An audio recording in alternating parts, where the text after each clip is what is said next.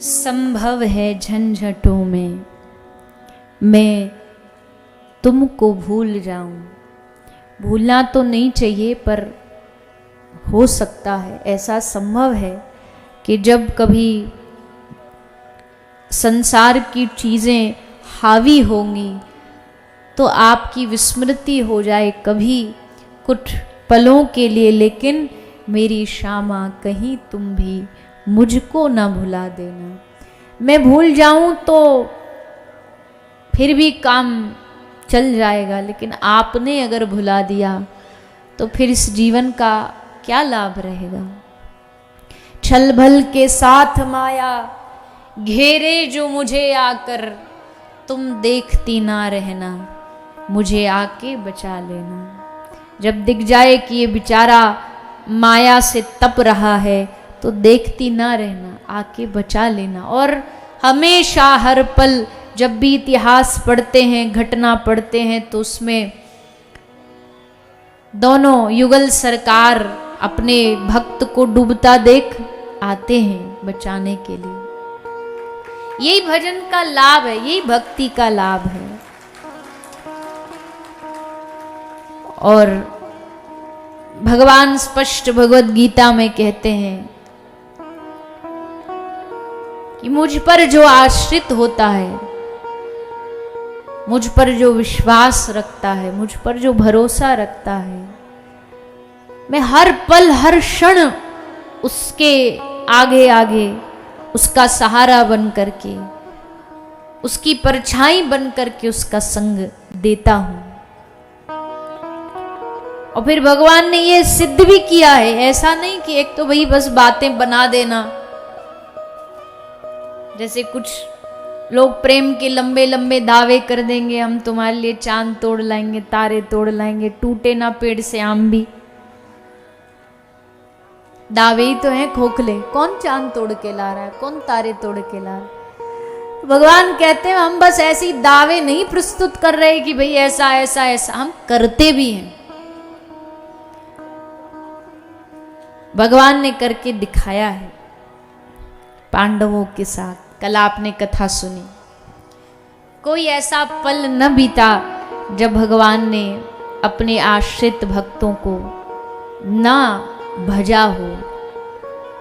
आधी रात को श्री कृष्ण अर्जुन के शिविर की ओर जा रहे हैं। महाराज युधिष्ठिर ने देख लिया कि चोरी छुपे कृष्ण कहीं जा रहे हैं। महाराज युधिष्ठिर को लगा कहाँ जा रहे हैं आधी रात को, कहीं कुछ गड़बड़ तो नहीं है। पता चले कि दिन में जो होना है वो पूरी रणनीति रात को जाके कौरवों को बता देते हो।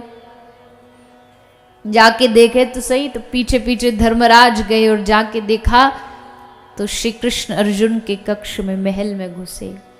अर्जुन सो रहा था, और जैसे अर्जुन सो रहा था तो कृष्ण गए और जाकर के अर्जुन के पैरों की तरफ बैठ करके अर्जुन के पांव दबाने लगे।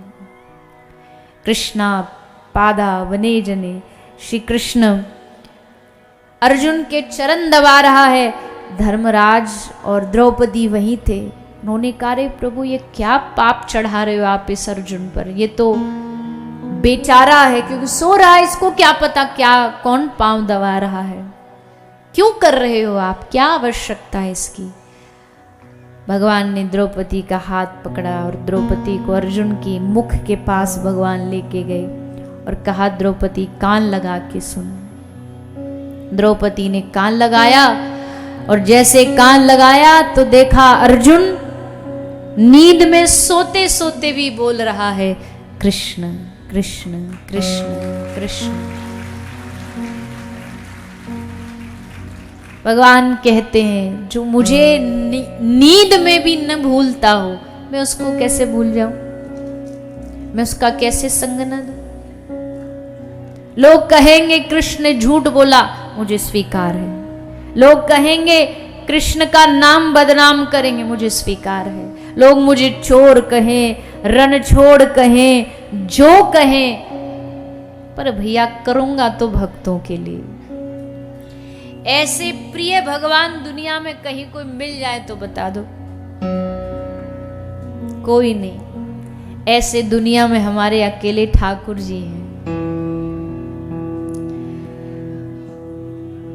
कृपा के बल पर गर्भ में प्रवेश कर गए। भगवान इस मलमूत्र के पिंड में क्या करेंगे जाके?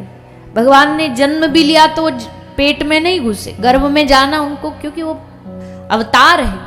पर परीक्षित के लिए, उसकी रक्षा के लिए भगवान इस मलमूत्र भरे गर्भ में भी गए। उस राजा परीक्षित को जीवित करके उस पर कृपा करी।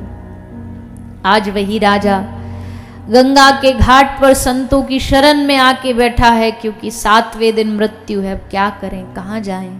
पता था जीवन में कितनी भी बड़ी समस्या हो, समाधान हमेशा एक गुरु ही देता है। सुखदेव रूपी गुरु मिले और राजा परीक्षित देख के समझ गए कि ये सदगुरु मुझे पार उतारेंगे। क्योंकि सदगुरु का काम वही है जो एक वकील का काम है, दलीलें देना। वो ऐसी सुंदर सुंदर दलीलें देगा कि जज साहब को भी उसके हित में फैसला करना पड़ेगा।